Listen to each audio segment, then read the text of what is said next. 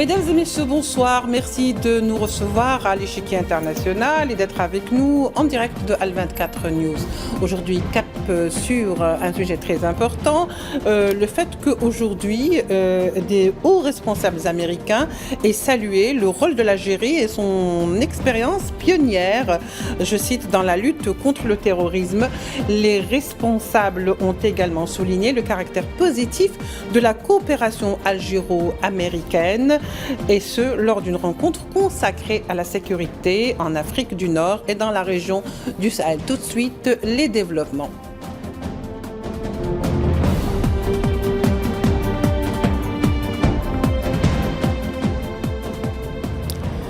Pour en parler ce soir avec nous, Akram Khalief, journaliste algérien. Akram, bonsoir, merci de nous rejoindre. Bonsoir.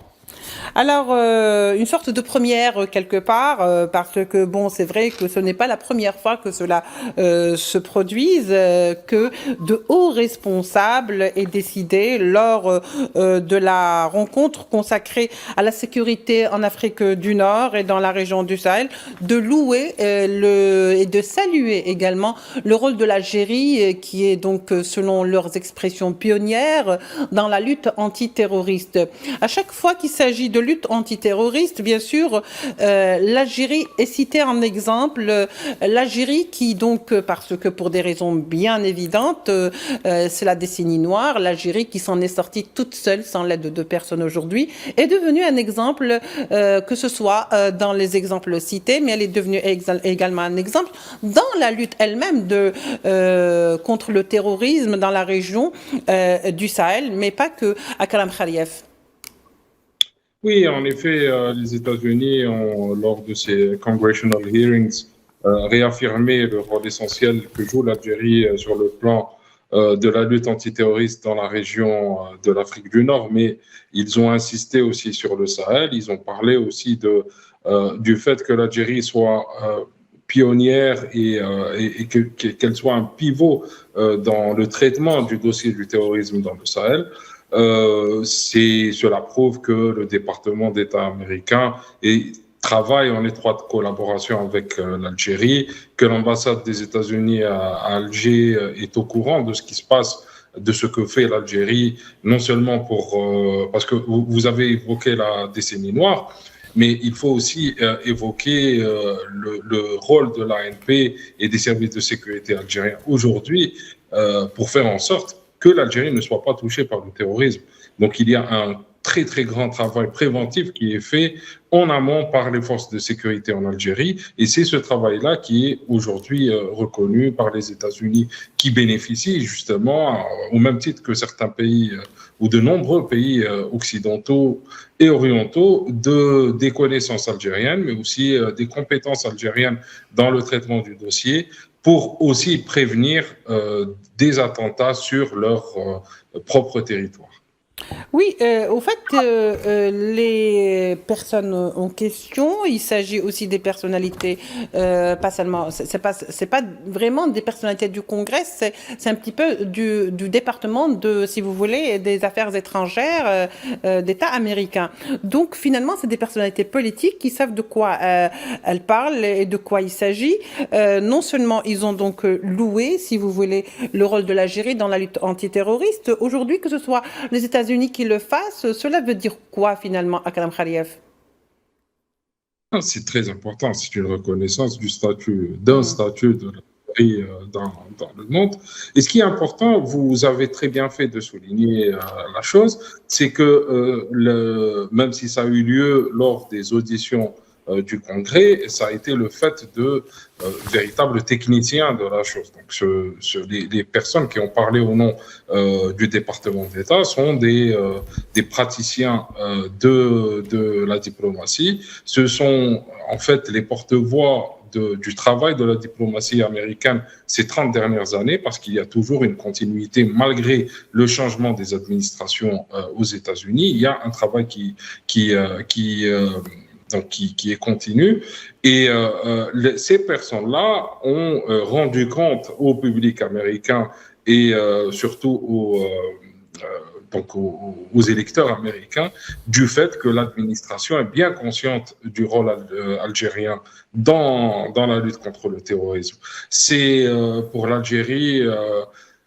Je ne pense pas que ce soit une consécration, du moins, je ne pense pas que l'Algérie soit à la recherche d'une consécration Oui. dans ce là, mais c'est une reconnaissance des efforts qui sont faits, des investissements qui sont faits, et vous le voyez sur d'autres plans, ça justifie aussi l'approche sécuritaire algérienne dans tous ces formats, y compris son format budget, son format d'équipement, etc.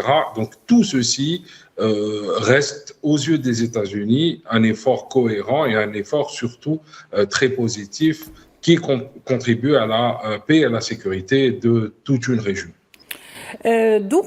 Pour reprendre un petit peu les propos qui ont été dits et les citer de manière fidèle, un petit peu pour, si vous voulez, retransmettre l'esprit de ces échanges.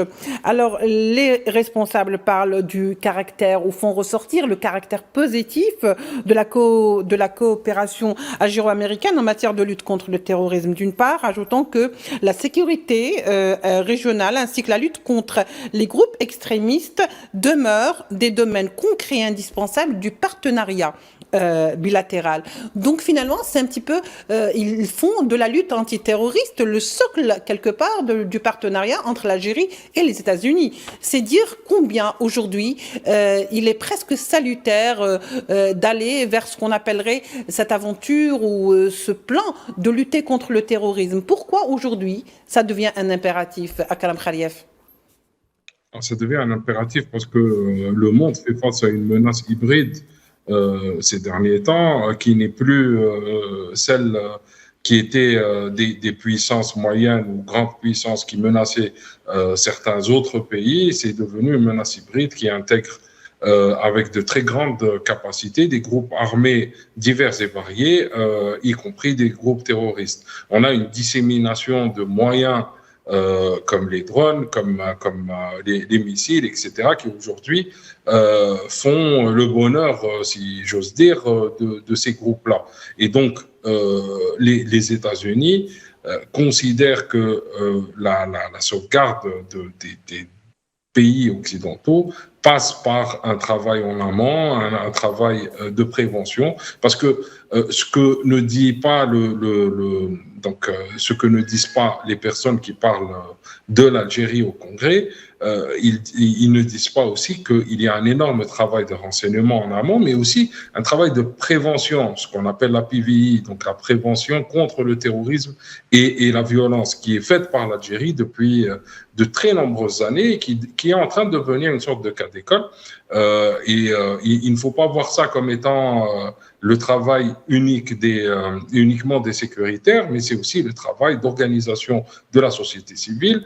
Les scouts musulmans algériens sont très impliqués dans cela, par exemple, et les associations, le ministère de la Santé, le ministère de l'Habitat, on a une approche multisectorielle de la prévention de la lutte contre le terrorisme qui intéresse au premier plan les États-Unis et qui, comme je l'ai dit tout à l'heure, est en train de devenir une sorte de cas d'école. Akram Khaliev, alors l'Algérie, de par sa géographie, déjà, peut jouer un rôle stratégique dans cette lutte contre le terrorisme, mais également par son expérience et son expertise. De quelle manière, justement, cette expérience algérienne pourrait servir à d'autres pays ou même à d'autres États pour, justement, comme base de travail? Oui, l'Algérie se trouve à cheval, de par sa géographie, sur trois zones majeures où opèrent à différents niveaux les groupes terroristes. Nous avons la Méditerranée qui risque de devenir un champ d'expérimentation de groupes terroristes, mais qui subit aujourd'hui des phénomènes qui sont assimilés à de la violence, donc la migration clandestine, les trafics de drogue, les trafics d'armes, etc. Nous avons l'espace nord-africain avec les troubles qui le traversent. Donc, on a ce qui se passe à Guerre en Libye, etc. On a de nombreux foyers de tension en Afrique du Nord. Et on a aussi, l'Algérie aussi à cheval, elle est même en tête en fer de lance dans la région du Sahel, où on est dans une situation de chaos généralisé qui traverse toute cette région, pratiquement de la mer Rouge jusqu'à l'océan Atlantique. Et l'Algérie est présente. Elle est présente avec son armée. Le fait même que l'Algérie ne soit pas un havre de paix pour les groupes armés, qu'il y ait un État, qu'il y ait une supervision, c'est un élément très très fort. Et donc ça fait, et on le constate, il y a un reflux ces 10 dernières années des groupes armés vers le sud, donc plus vers le sud du continent, plus vers des États qui n'ont pas ces moyens-là. Et ceci est dû en très grande partie à la présence algérienne, au fait que l'Algérie interdise les mouvements, interdise l'approvisionnement et contrôle les flux qui sont transversaux dans la région. Et ceci est très, très important. Akram Khalif, est-ce que les États-Unis aujourd'hui, plus que jamais, ont pris conscience quelque part, entre guillemets, on va dire, du rôle que pourrait justement jouer l'Algérie de par son expérience dans cette matière de lutte contre le terrorisme et dans la stabilisation de cette région appelée MENA, mais beaucoup plus la région de l'Afrique du Nord, on va dire, et de la région du Sahel aujourd'hui. Est-ce que réellement aujourd'hui, le rôle de l'Algérie est déterminant? Le rôle est déterminant, d'autant plus que les États-Unis et l'Africom a signé un accord de coopération militaire avec le ministère de la Défense nationale en janvier 2025, ce qui augure d'un début de coopération très sérieuse entre les deux pays, et surtout ce qui augure d'un travail de collaboration à venir entre les deux pays. Donc, on a une plateforme légale de discussion entre les deux pays pour pacifier, sécuriser certaines régions dans l'Afrique de l'Ouest, on va dire. Les États-Unis aujourd'hui sont dans un phénomène de reflux de l'Afrique. Ils essayent de sortir militairement de l'Afrique, et pour maintenir l'ordre, ils comptent sur leur collaboration avec certains États pivots, notamment l'Algérie, l'Égypte, le Nigeria, qui sont pour Washington des pays stabilisateurs ayant des capacités militaires pour faire de la lutte contre le terrorisme. Et donc Washington offre un appui diplomatique, un appui politique, et probablement d'autres types d'appui, vu qu'il y a différents accords de défense qui sont signés en bilatéral entre les différents pays et Washington. Très bien. Akram Khalif, je vous propose donc de voir ensemble ce sujet signé Safwan Ben Sabri, et bien sûr nous revenons au débat. L'Algérie est un acteur de stabilité et modèle de lutte antiterroriste. C'est ce qu'ont déclaré de hauts responsables américains devant la Commission des Affaires étrangères au Sénat américain. Au-delà de son rôle de lutte antiterroriste au sein même de ses frontières, l'Algérie joue un rôle déterminant au Moyen-Orient et en Afrique du Nord en termes de stabilité.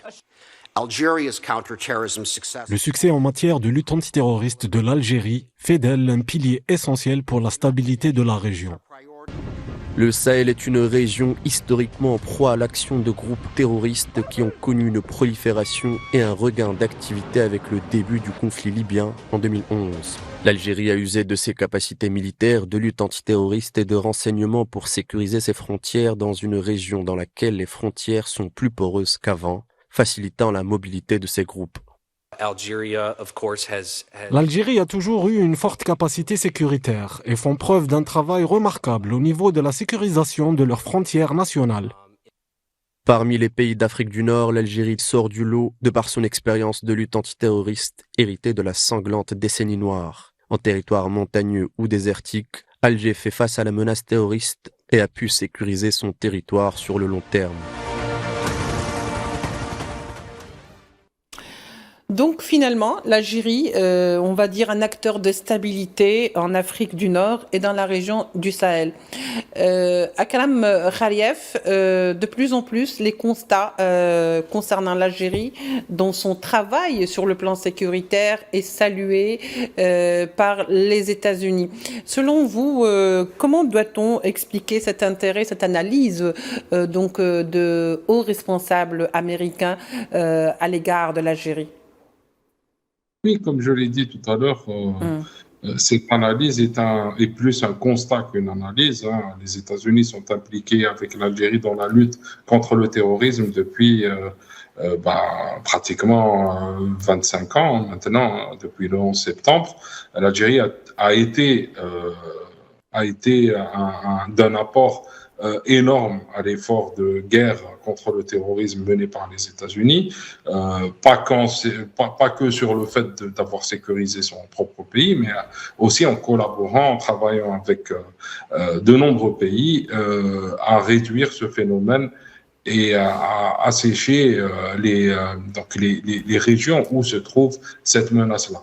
Donc les États-Unis reconnaissent et continuent de reconnaître. Hein. Très récemment, il y a quelques années, un sous-secrétaire d'État américain en visite en Algérie avait évoqué le rôle joué par l'Algérie en 2001 dans la prévention du 11 septembre, donc qui a malheureusement eu lieu, où l'Algérie avait été impliquée, avait prévenu, avait donné des éléments à Washington pour essayer d'éviter cet incident-là d'une gravité énorme. Donc, depuis ce temps-là, il y a une reconnaissance de fait de la qualité du travail des services de renseignement algériens, mais aussi de la puissance réelle de l'armée algérienne sur le terrain.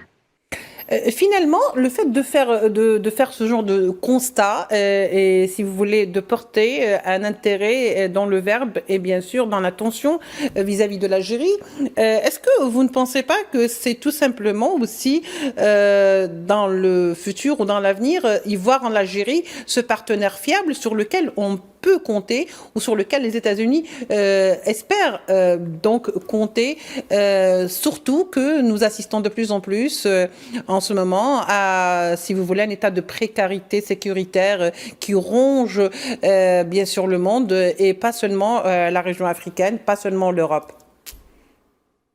Je dirais même plus que ça.